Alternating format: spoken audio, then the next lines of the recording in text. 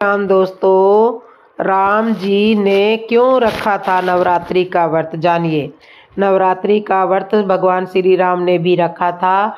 नवरात्रि व्रत है ही इतना मंगलकारी, कहते हैं सच्ची श्रद्धा के साथ रखा गया नवरात्रि का व्रत सभी अमंगलों को हरने वाला है। माँ जगदम्बा की अनुकंपा से नवरात्रि का व्रत रखने से बड़े बड़े संकट दूर हो जाते हैं। आखिर भगवान राम ने भी किस मनोरथ की पूर्ति के लिए रखा था। मर्यादा पुरुषोत्तम राम ने भी नवरात्रि का व्रत रखा था। उसका बड़ा ही मनोरम वर्णन श्री रामचरितमानस में है। देवी भागवत महापुराण में भी इसका विस्तार से बताया गया है। वेदों व्यास जनमेजय को भगवान राम के नवरात्र व्रत का हेतु बताते हैं। इसी प्रसंग में नवरात्र के व्रत की यह राम कथा उभरती है। जनमेजय के जवाब में व्यास जी ने कहा, सीता हरण से दुखी श्री राम लक्ष्मण से बोले, कितने बुरे दिन हैं। पिताजी सड़क सुधार गए हैं, अपनी नगरी छूट गई है, बनवासी बने हैं, सीता हारी गई है। पता नहीं आगे आगे क्या होगा, पर इसका इतना तय है कि जानकी के बिना अयोध्या न लौट सकूंगा। लक्ष्मण, तुम भी सब सुख छोड़कर मेरे साथ निकल पड़े। अब इतना कष्ट भोग रहे हो, रावण ने अधिक परेशान किया तो जानकी जान भी दे देगी, पर मैं उसकी बात नहीं मानेगी। जानकी ने जान दी तो मैं भी जिंदा नहीं रहूंगा। लक्ष्मण बोले, भैया आप चिंता न करें, बहुत से बानर सीता माता की खोज में निकल गए हैं, जल्दी ही उनका पता चल जाएगा। मैं अकेले ही सारे देवताओं और दानवों को जीतने की ताकत रखता हूँ। फिर भी आवश्यकता पड़ी तो सेना सहित भरत और शत्रुघ्न को भी बुला लेंगे। आप कतई शोक ना करें। भगवान राम और लक्ष्मण यह सब बातें कर ही रहे थे कि नारद आकाश से विशाल वीणा बजाते हुए झूम झूम कर गाते हुए वहीं पर उतर गए। नारद जी ने राम जी से कहा, राघव, तुम साधारण लोगों की तरह इतने दुखी क्यों हो रहे हो। देवलोक में मुझे पता चला है कि रावण ने सीता को हर लिया है। उसने सांप को भी माला समझकर अपने गले में डाल लेने वाले किसी व्यक्ति की तरह यह काम किया है। निराश मत हो, उसके वंश का नाश अब निश्चित है। यह कैसे होगा मैं बताता हूँ। इसी आश्विन महीने में नवरात्र व्रत करो। नवरात्रों में उपवास, भगवती की पूजा, उनके नाम का जप और होम हर तरह की सिद्धियां देने वाला है। और ब्रह्मा विष्णु महेश इंद्र तक यह इस व्रत पर कर चुके हैं। कठिन परिस्थिति में पड़ने पर यह व्रत जरूर करना चाहिए। विश्वामित्र, भृंग, वशिष्ठ और कश्यप ने भी यह नवरात्रि का व्रत किया था।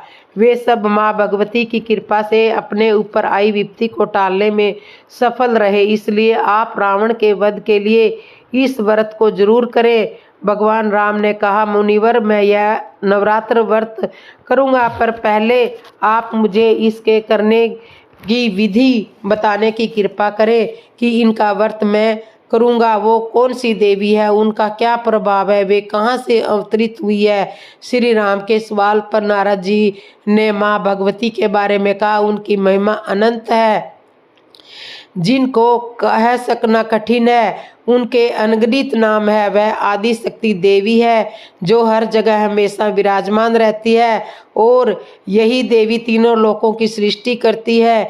ब्रह्मा जी और वेद इन्हीं से प्रकट हुए थे। और भगवान राम ने कहा, मैं पूरी लगन से आदि शक्ति का यह व्रत करना चाहता हूँ। व्रत के विधि विधान बताइए। इस व्रत पर नारद जी बोले, एक ऊंचा आसन रखकर उस पर भगवती जगदम्बा को स्थापित करके 9 रात तक उपवास करते हुए विधि विधान से उनकी पूजा करनी चाहिए। मैं इस कार्य में आचार्य का काम करूंगा। आश्विन मास आ गया था। भगवान राम ने मुनिवर नारद जी के कहे अनुसार किष्किंधा पर्वत पर एक ऊंचा आसन बनवाकर भगवती जगदम्बा की मूर्ति रखी। नारद जी के बताए अनुसार उपवास करते हुए भगवान राम के साथ लक्ष्मण भी होम पूजा पाठ जप में लगातार लगे रहे। अष्टमी तिथि आई। भगवान ने माँ जगदम्बा को 108 नील कमल चढ़ाने की व्यवस्था कर रखी थी। वे एक एक करके फूल चढ़ाते जाते, पर 107 फूलों के बाद आखिरी नील कमल गायब हो जाता है। रावण ने अपनी माया से उसे गायब कर दिया। तब रात हो गई। इस दुर्लभ नील कमल की व्यवस्था असंभव थी। ऐसे में कहीं पूजा अधूरी न रह जाए। भगवान श्री राम बड़ी चिंता में पड़े। माँ जगदम्बा रूठ न जाए। अचानक उन्हें ख्याल आया कि उन्हें नयन कमल भी तो कहा जाता है। एक नील कमल की जगह उन्होंने अपनी एक आँख निकाल कर चढ़ाने का फैसला किया था। भगवान राम ने तत्काल अपने तरकस से एक तीर निकाला और अपनी आँख निकालने के वाले थे कि उस समय किष्किंधा पर्वत पर आधी रात में उजाला छा गया। भगवती प्रकट हुई। सिंह पर बैठी हुई भगवती ने श्री राम और लक्ष्मण को दर्शन दिए। देवी ने कहा, श्री राम, मैं तुम्हारे व्रत से प्रसन्न हूँ। मन चाहा वर मुझसे मांग लो। मनु के पावन वंश में विष्णु के अंश के रूप में तुम्हारा अवतार देवताओं के स्थान प्रार्थना पर रावण वध के लिए ही हुआ है। मैं तुम्हारे साथ के ये सभी वानर देवताओं के ही अंश हैं। इन सब में मेरी शक्ति भी है। लक्ष्मण शेषनाग का अवतार है। यह मेघनाद को मार डालेगा। अब इस व्रत को पूरा करने के बाद पापी रावण को मारकर सुखपूर्वक राज्य भोगो। 11,000 वर्ष तक धरती पर तुम्हारा राज्य रहेगा। इसके बाद तुम अपने परम धाम को सिधारोगे। व्यास जी ने कहा। यह कहकर भगवती अंतर्ध्यान हो गई।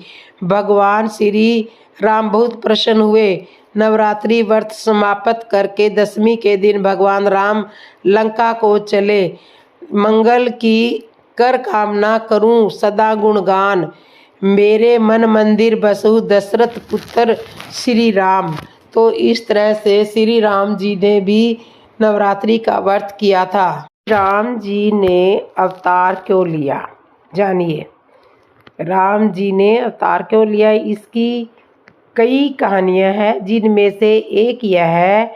एक बार नारद मुनि के तप से इंद्र घबरा गए और कामदेव से बोले कि वह नारद के तप को भंग करें। जब कामदेव ऐसा नहीं कर पाए तो नारद जी ने शिवजी के सामने अहंकार से बताया कि उन्होंने काम को जीत लिया है।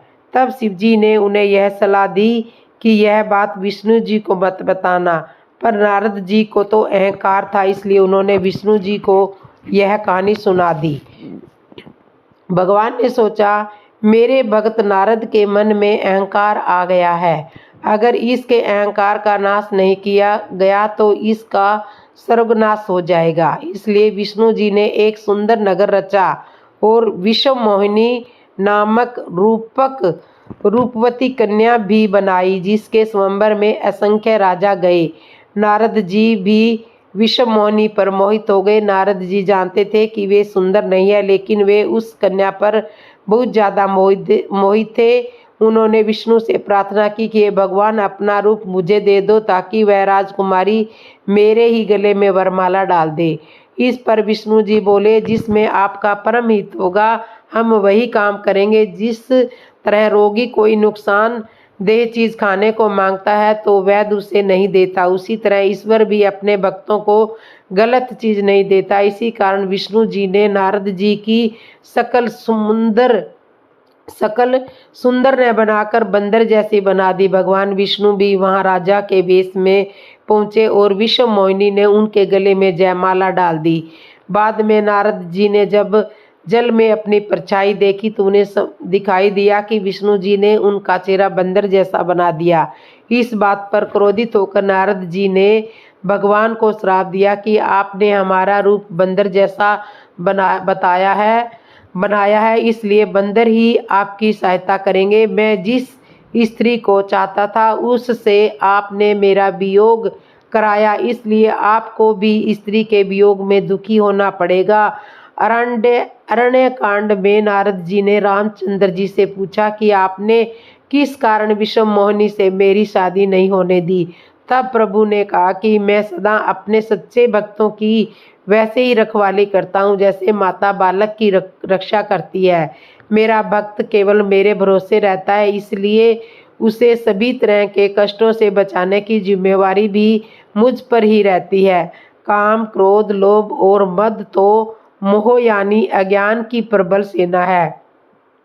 हे नारद, इसलिए मैंने आपको विवाह करने से रोका था, तो भगवान को नारद जी के श्राप की भी तो लाज रखनी थी, इसलिए भगवान विष्णु ने रामचंद्र जी के रूप में अवतार लिया था। तो इस तरह से राम जी ने अवतार लिया था। श्री राम जी के साथ सीता जी का भी राज तिलक हुआ था। जानिए कहाँ पर हुआ था। श्री राम जी की सुंदर कथा। जब भगवान श्री राम जी ने स्नान करके वस्त्र और आभूषण धारण किए तो इतने सुंदर लग रहे थे कि सैकड़ों कामदेव लजा गए। श्री राम जी द्वारा वस्त्र और आभूषण धारण करने पर 100 कामदेव लज्जित हो रहे थे। श्री गोस्वामी तुलसीदास जी कहते हैं, बात यह नहीं है कि श्री राम जी वस्त्र और आभूषण धारण करने पर सुंदर लग रहे हैं, 100 कामदेव उनके वस्त्र और आभूषणों को देखकर लज्जित हो रहे हैं। दरअसल बात यह है कि भगवान श्री राम जी तो सहज ही सुंदर है। जब श्री राम जी वनवास गए थे तब वस्त्र और आभूषण उतार कर गए थे, केवल वल्कल वस्त्र ही धारण किए हुए थे। तब भगवान की उस श्यामल छवि को देखकर वनवासी नर नारियों ने कहा था कि तरुण तमाल वरण तनु सोहा। इन्हें देखकर करोड़ों कामदेव लजा रहे हैं। वस्त्र और आभूषण देखकर तो केवल 100 कामदेव लज्जित हो रहे हैं, और भगवान ने जब वल्कल वस्त्र धारण किए तो भगवान की छवि को देखकर करोड़ों कामदेव लज्जित हुए थे। भाव यह है कि वस्त्र और आभूषण श्री राम जी को सुंदर नहीं बनाते, बल्कि श्री राम जी ही वस्त्र और आभूषणों की सुंदरता बढ़ाते हैं। भगवान श्री राम जी तो सहज ही सुंदर है। इसलिए तो गौरी माता ने गौरी पूजन के समय श्री जानकी जी से कहा था, मनु जाहि राचेहु मिलही। भगवान तो सहज ही सुंदर है, उन्हें सुंदर बनाने में वस्त्र और आभूषणों की क्या आवश्यकता है। श्री जानकी जी की सासुओं ने जानकी जी को स्नान कराया, वस्त्र और आभूषण धारण कराया। सासुओं सादर जानकी ही मजन तुरंत कराई। श्री सीताराम जी के सुंदर रूप को देखकर सभी बहुत आनंदित हुए, और काकभूषणी जी कहते हैं कि हे गरुड़ जी, राम जी के दर्शन करने के लिए अपने अपने विमान से ब्रह्मा जी, शिव जी और मुनियों का समुदाय भगवान के दर्शन के लिए आया। सुनहु खगेश तही अवसर, ब्रह्मा शिव मुनि वृंद। गुरुदेव ने श्री राम जी को सिंहासन आसीन कराने के लिए सिंहासन मंगवाया। प्रभु वाल्मीकि मुनि मन अनुरागा। किसी ने गुरुदेव वशिष्ठ जी से कहा, गुरुदेव सिंहासन यहाँ मंगवाने की क्या आवश्यकता है, अब तो श्री राम जी स्वयं ही जाकर सिंहासन पर विराजमान हो जाएंगे। गुरु वशिष्ठ जी ने कहा, नहीं, श्री राम जी को सिंहासन की आवश्यकता नहीं है। जो राम जी सिंहासन के पास चलकर जाएं। सिंहासन को राम जी की आवश्यकता है तो सिंहासन को यहाँ आना पड़ेगा। श्री राम जी के सम्मुख सिंहासन लाया गया। श्री सीताराम जी सिंहासन पर विराजमान हुए। यहाँ एक अद्भुत बात यह रही है कि जब राम जी का राज्याभिषेक हुआ तब श्री राम जी सिंहासन पर श्री सीता जी सहित विराजमान हुए। संत कहते हैं इसके पहले भी कई राजा महात्मा हुए और इसके पश्चात भी कई राजा महात्मा हुए, किंतु कोई भी राजा अपनी भार्या सहित सिंहासन पर विराजमान नहीं हुआ। राम जी वह पहले और आखिरी राजा थे जो श्री सीता जी को साथ लेकर के सिंहासन पर विराजमान हुए। संत कहते हैं उस समय कुछ परावादी राजाओं ने हो सकता है। मैंने मन में इस बात का विरोध भी माना होगा, किंतु गुरु वशिष्ठ जी ने सर्वप्रथम इस निर्णय पर सहमति दी और सर्वप्रथम राम जी का अभिषेक किया। इसके पश्चात गुरु वशिष्ठ जी ने ब्राह्मणों को आदेश किया। सृष्टिवाचक करते हुए सब ब्राह्मणों ने श्री राम जी का राज्य अभिषेक किया। श्री हनुमान जी महाराज भगवान श्री राम जी के चरणों में बैठे हैं। चारों भाई सिंहासन के समीप खड़े हैं। भरत जी राम जी के पीछे छत्र लिए हुए खड़े हैं। सब लोग अपने मन में बड़े आनंदित हो रहे हैं कि धन्य हैं हम लोग जो आज भगवान का राज्य अभिषेक होते हुए देख रहे हैं, राम जी के दर्शन कर रहे हैं। भगवान श्री राम जी ने कहा, तुम लोग मुझे देखकर आनंदित हो रहे हो, मुझे तो देख रहे हो, लेकिन मेरे पीछे की ओर भी तो देखो कौन खड़ा है। किसी ने कहा, पीछे तो भरत जी खड़े हैं। राम जी ने पूछा, भरत जी क्या लिए खड़े हैं? किसी ने कहा, छत्र लिए हुए खड़े हैं। राम जी बोले, बस यही तो है, मैं तो राजा बना हूँ, भरत की छत्र छाया के कारण ही राजा बना हूँ। भरत ना होते तो मैं राजा नहीं बन सकता था। राम जी का भाव था कि जब कोई राजा बनता है तो किसी संत की छत्र छाया में ही राजा बन सकता है। जब तक किसी संत का हाथ न हो तब तक कोई राजा नहीं बन सकता है। भरत जी ने कहा, प्रभु मैं तो छत्र लेकर इसलिए खड़ा हूँ कि कम से कम छत्र के साथ साथ मैं भी आपके समीप, आपके निकट ही इस छत्र की छाया में रह सकूं। मुझे भी इस छत्र की छाया मिलती रहे। किसी ने भरत जी से कहा कि आप पीछे छत्र लेकर क्यों खड़े हो? भरत जी ने कहा कि मैं कपटी हूँ, कुटिल हूँ, इस शुभ अवसर पर कोई मेरा मुख ना देखे, इसलिए मेरे दयालु भगवान ने मुझे अपने से दूर नहीं किया, मुझे पीठ के पीछे छुपा लिया ताकि कोई मुझे देख न सके। भगवान श्री राम जी बोले, नहीं नहीं, यह बात नहीं है। भरत मेरे पीछे है, इसका कारण दूसरा है। जब कोई किसी से हार जाता है तो उसकी ओर अपनी पीठ कर लेता है, बस यही कारण है। मैं आज भरत से हार गया हूँ, इसलिए मैंने उसे अपनी पीठ दिखा दी है। वास्तविक विजय तो भरत की ही है। भगवान श्री राम जी सिंहासन आसीन हुए। श्री राम जी ने ब्राह्मणों को बहुत प्रकार की दान दक्षिणा दी, याचकों को मालामाल कर दिया।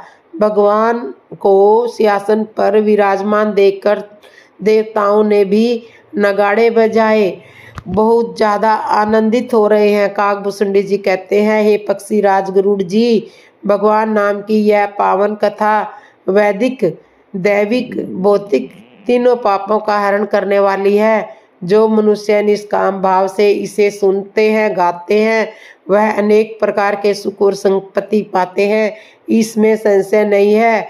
जेस काम नर सुनही, जे गावही, सुख संपत्ति नाना विधि पावही। तो इस तरह से राम जी और सीता जी का राज तिलक होता है। माता सीता विभीषण पर क्यों क्रोधित हुई थी, सुनिए। हनुमान जी कहते हैं, जिस वस्तु में राम नाम नहीं उससे मुझे कोई मोह नहीं है। अद्भुत प्रसंग सभी राम भक्त जरूर सुने। हनुमान जी ने राम नाम कीर्तन की साधना से भगवान श्री राम को अपने वशीभूत कर रखा है। कीर्तन की अति ऊंची अवस्था में पहुँचे हुए साधक का कण कण भगवान में हो जाता है। विभीषण ने रत्नों की माला बनाई और भगवान श्री राम की सभा में जाकर उन्हें भेंट कर दी।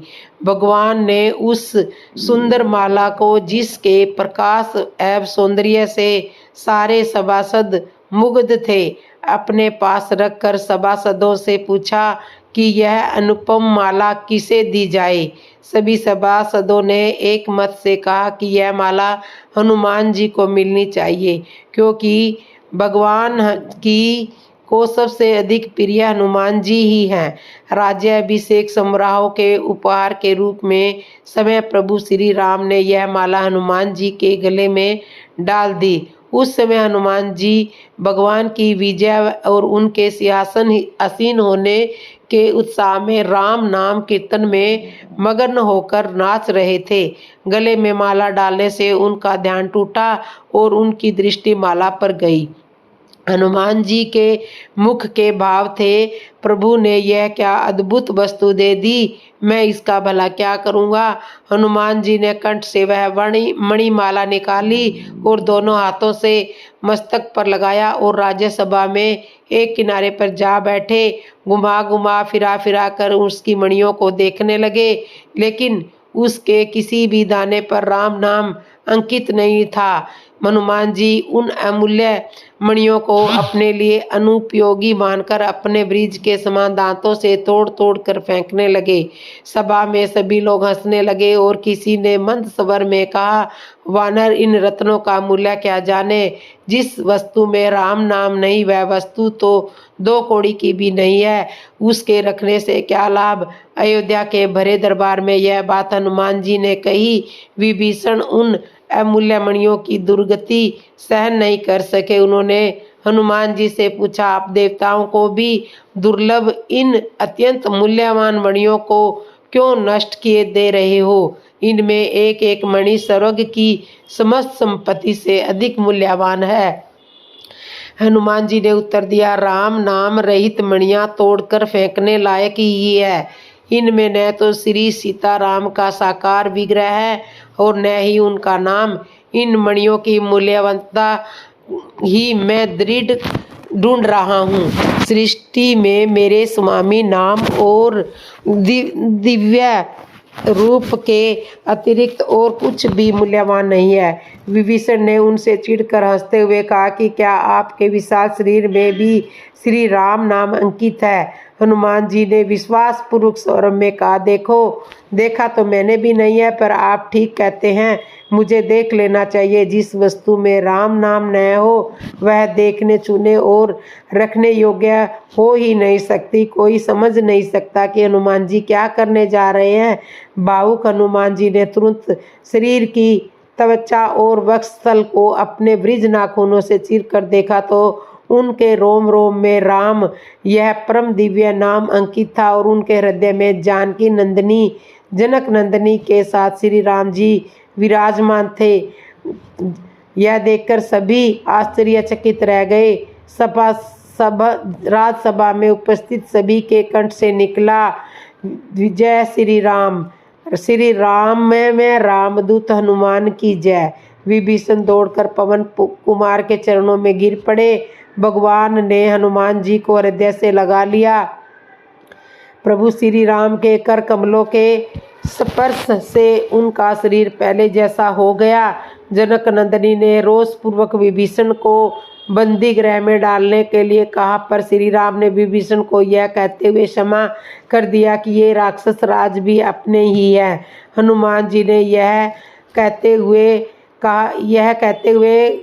हुए कि आपको यह पाषाण मूल्यवान लगते हैं, पृथ्वी पर पड़ी माला विभीषण की अंजलि में डाल दी। भगवान के भजन से बढ़कर मीठी चीज कोई नहीं है।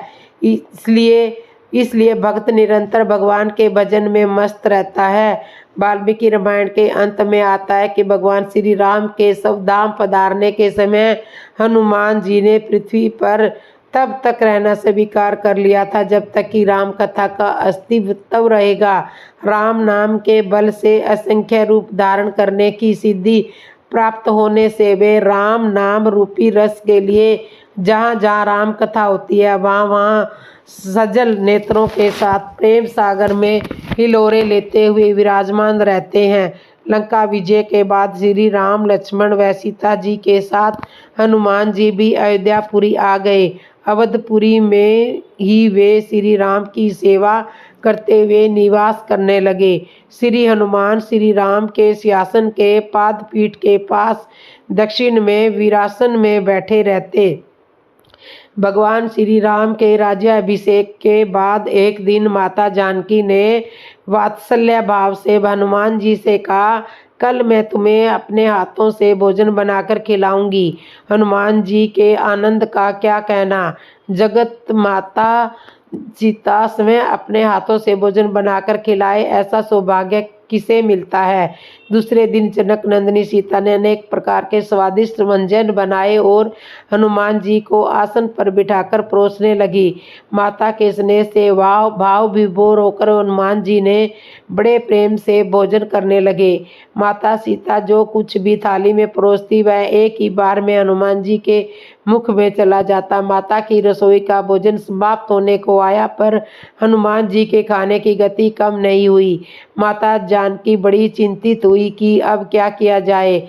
लक्ष्मण जी यह देखकर समझ गए और सीता जी से बोले, ये रुद्र के अवतार हैं, इनको इस तरह से कौन तृप्त कर सकता है। लक्ष्मण जी ने एक तुलसी दल पर चंदन से श्री राम लिखकर हनुमान जी की थाली में रख दिया। यह तुलसी दल मुख में जाते ही हनुमान जी ने तृप्ति की डकार ली और थाली में बचे हुए भोजन को पूरे शरीर पर मल लिया और राम नाम का कीर्तन करते हुए नृत्य करने लगे। आध्यात्मिक रामायण में हनुमान जी ने अपना परिचय देते हुए श्री राम जी से कहा, देह बुद्धि से मैं अपने आराध्य श्री राम का दास हूँ, जीव दृष्टि से आपका अंश हूँ और आत्मा की दृष्टि से तो आप और मैं एक ही हैं। तो इस तरह से मित्रों, कुछ लोग कथा पढ़कर कथा के भाव को ना समझकर सवाल खड़े पहले करने लगते हैं। अब यहाँ पर भी इस कथा में भी श्री लक्ष्मण जी ने तुलसी के पत्ते पर श्री राम नाम लिखकर हनुमान जी की थाली में रख दिया था, जबकि एक दूसरी कथा के अनुसार श्री राम जी ने माता जानकी को तुलसी पर श्री राम नाम लिखकर हनुमान जी की थाली में हनुमान जी को खिलाने के लिए कहा गया है। तो कई लोग कथा का भाव नहीं समझते हैं, संशय करने के लिए उतर जाते हैं। तो इस तरह से माता सीता ने हनुमान जी को खाना खिलाया था। राजा जनक ने सीता स्वयंवर का निमंत्रण राजा दशरथ को क्यों नहीं भिजवाया था। जनकपुरी में जब सीता स्वयंवर का आयोजन हुआ तो राजा जनक ने देश विदेश के राजाओं को निमंत्रण दिया, सबको उस स्वयंवर के लिए बुलाया, परंतु राजा दशरथ या अयोध्या के किसी व्यक्ति को स्वयंवर का निमंत्रण नहीं दिया। इसका कारण कोई आपसी बैर नहीं था, बल्कि एक ऐसी घटना थी जिससे राजा जनक को डर था कि कहीं फिर से वही हुआ तो क्या होगा। क्यों निमंत्रण नहीं दिया गया राजा जनक ने राजा दशरथ को? क्या थी वो घटना, आइए जानते हैं। एक बार राजा जनक के शासनकाल में एक व्यक्ति का विवाह हुआ। विवाह के बाद वह पहली बार सज संवर के अपने ससुराल को जा रहा था। कुछ दूर जाने पर रास्ते में एक जगह उसको दलदल मिला। उसने थोड़ा सा पास जाकर के देखा कि उसमें एक गाय फंसी हुई थी, जो शायद फंसे फंसे मरने की दिशा में आ गई थी। उसी व्यक्ति ने उसको देखा तो उसके मन में गाय को बचाने का ख्याल आया, परंतु दूसरे ही क्षण मन में एक और विचार आया। उसने सोचा, ये गाय तो कुछ देर में मरने ही वाली है, अगर मैं इसको यहाँ से बाहर निकालने के लिए इस दलदल में घुसा तो मेरे कपड़े और जूते खराब हो जाएंगे और मैं अपनी ससुराल में ऐसी हालत में कैसे जा पाऊंगा। यह सोचकर वह गाय के ऊपर पैर रखकर आगे बढ़ गया। जैसे ही वह आगे बढ़ा, गाय ने जब उसे जाते हुए देखा तो उस व्यक्ति को श्राप दिया कि जिसके लिए तू जा रहा है उसे तू देख नहीं पाएगा। यदि तू उसे देखेगा भी तो वह तत्काल ही मृत्यु को प्राप्त हो जाएगी। यह कहकर कुछ ही क्षणों में गाय के प्राण निकल गए। उस श्राप को सुनकर वह व्यक्ति दुविधा में फंस गया। उसे अपने किए हुए पर बहुत पछतावा हो रहा था, परंतु अब कुछ नहीं हो सकता था। जो होना था वो तो हो गया। अब वह व्यक्ति उस गाय के श्राप से मुक्त होने का विचार करने लगा। मन में बहुत बड़ा बोझ लिए हुए वह ससुराल पहुंचा। वहां पहुंचकर वह दरवाजे के पास ही बैठ गया और विचार करने लगा कि अगर मेरी नज़र मेरी पत्नी पर पड़ गई तो क्या होगा। कुछ समय बाद परिवार के अन्य सदस्यों ने उसे घर के अंदर चलने के लिए अनुरोध किया, किंतु वह नहीं माना। रास्ते में जो घटना घटित हुई थी उसके बारे में भी किसी को नहीं बताया। उसके दिमाग में तो गाय के द्वारा दिया गया श्राप बार बार गूंज रहा था। जब उसकी पत्नी को उसके घर के अंदर न जाने की बात पता चली तो उसने अपने घर वालों से कहा कि चलो मैं चलकर उन्हें घर के अंदर लेकर आती हूँ। पत्नी ने जब जाकर उससे कहा कि आप घर के अंदर क्यों नहीं आ रहे हो, और मैं जो भी बोल रही हूँ उसे सुनकर भी मेरे सामने होते हुए भी मेरी ओर क्यों नहीं देखते हो। वह व्यक्ति अपनी पत्नी की बात सुनने पर भी चुप रहा। काफ़ी अनुरोध करने के बाद उसने रास्ते में घटित सारा वृत्तांत कह सुनाया। पत्नी ने कहा मैं पतिव्रता स्त्री हूँ, ऐसा कैसे हो सकता है। आप मेरी ओर तो देखो। अपनी पत्नी की बात सुनकर उसने जो ही नज़र उठाकर अपनी पत्नी की ओर देखा, वैसे ही उसकी आंखों की रोशनी चली गई और वह गाय के श्रापवश पत्नी को देख ही नहीं सका। सॉरी दोस्तों।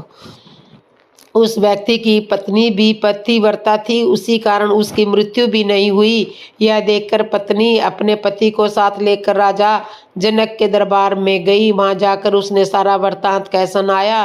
राजा जनक ने राज्य के सभी विद्वानों को सभा में बुलाकर समस्या बताई। उसने अपने दरबार में बैठे हुए ब्राह्मणों को कहा कि ये ब्राह्मण देव गो श्राप से निर्वित का कोई सटीक उपाय हो तो बताएं। सभी विद्वानों ने आपस में विचार करके एक उपाय बताया। उन्होंने कहा कि यदि कोई पवित्रता स्त्री छल्ली में गंगा जल लाकर उस जल के छींटे इस व्यक्ति की दोनों आंखों पर मारे तो गो श्राप से मुक्ति मिल सकती है तथा इसकी आंखों की रोशनी पुनः लौट सकती है। राजा ने पहले अपने महल के अंदर की रानियों सहित सभी स्त्रियों से पूछा तो राजा को सभी की पवित्रता होने में संदेह की सूचना मिली। ऐसा सुनकर राजा जनक चिंतित हो गए। तब उन्होंने आसपास के सभी राजाओं को सूचना पहुंचाई। उन्होंने उन्हें संदेश में कहा कि उनके राज्य में यदि कोई पवित्रता स्त्री है तो उसे सम्मान के साथ राजा जनक के दरबार में भेज दिया जाए। यह सूचना अयोध्या के राजा दशरथ को भी मिली तो उन्होंने पहले अपने सभी रानियों से पूछा। प्रत्येक रानी का यही उत्तर था कि राजमहल तो क्या, यहाँ राज्य की किसी भी महिला, यहाँ तक कि झाड़ू लगाने वाली ही क्यों न हो, उसे भी पवित्रता ही पाएंगे। राजा दशरथ को इस समय अपने राज्य की महिलाओं पर आश्चर्य हुआ और उन्होंने अपने राज्य की सबसे निम्न मानी जाने वाली सफाई करने वाली को बुलाया। उस महिला से राजा दशरथ ने सम्मान पूर्वक पवित्रता होने के बारे में पूछा तो उस महिला ने स्वीकृति से सिर हिला दिया। तब राजा ने यह दिखाने कर कि अयोध्या का राजा सबसे उत्तम है, उस महिला को ही राज सम्मान के साथ जनकपुर को भेज दिया।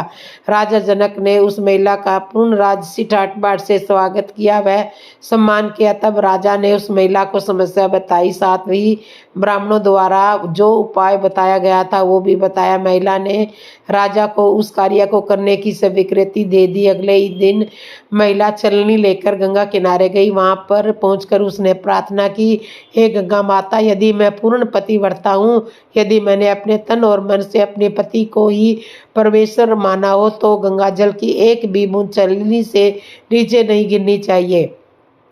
ऐसी प्रार्थना करके जब उसने गंगा जल को छलनी में भरा तो जल की एक भी बूंद नीचे नहीं गिरी। वह पवित्र गंगा जल कहीं रास्ते में छलक कर नीचे न गिर जाए, यह सोचकर उसने थोड़ा गंगा जल नदी में ही गिरा दिया और पानी से भरी छलनी को लेकर राज दरबार में पहुंची। और राजा और दरबार में उपस्थित सभी नर नारी यह दृश्य देखकर आश्चर्यचकित रह गए। तब उस महिला को ही उस व्यक्ति की आंखों पर छींटे मारने का अनुरोध किया गया। उसने जो ही गंगा जल के छींटे उस व्यक्ति की आंखों पर मारे तो ही उसके आंखों की रोशनी वापस आ गई। यह देखकर दरबार में उपस्थित लोग बहुत ही प्रसन्न हुए। तब उस महिला को पूरे राजसम्मान के साथ परितोषिक दिया गया। जब मैं उस महिला ने अपने राज्य को वापस जाने की अनुमति मांगी तो राजा जनक ने अनुमति देते हुए जिज्ञासावश उस महिला से उसकी जाति के बारे में पूछा। तब उस महिला द्वारा बताए जाने पर राजा आश्चर्यचकित हो गए कि वही कारण था कि सीता स्वयंवर के समय राजा ने सोचा कि जिस राज्य की सफाई करने वाली इतनी पवित्र है तो उसका पति कितना शक्तिशाली होगा। यदि राजा दशरथ ने उसी प्रकार के किसी निम्न श्रेणी के व्यक्ति को स्वयंवर में भेज दिया तो अगर उसने धनुषंधान किया तो क्या होगा। राजकुमारी किसी निम्न श्रेणी के व्यक्ति को वर न ले, यही सोचकर अयोध्या नरेश राजा जनक ने राजा दशरथ को निमंत्रण नहीं भेजा, किंतु विधाता की लेखनी को भला कौन टाल सकता है। वही हुआ जो होना था। अयोध्या के राजकुमार वन में विचरण करते हुए अपने गुरु के साथ जनकपुर पहुंच ही गए तथा धनुष तोड़कर राजकुमार राम ने सुकुमारी सीता का वरण कर ही लिया। बोलो जय श्री राम। दोस्तों, आपको यह कथा कैसे लगी कमेंट करके ज़रूर बताएं। वीडियो पसंद आया हो तो लाइक करें और ऐसी ही बहुत सारी कहानियाँ, कथाएं और जानकारी सुनने के लिए चैनल को सब्सक्राइब कर लें। तो जय श्री राम दोस्तों।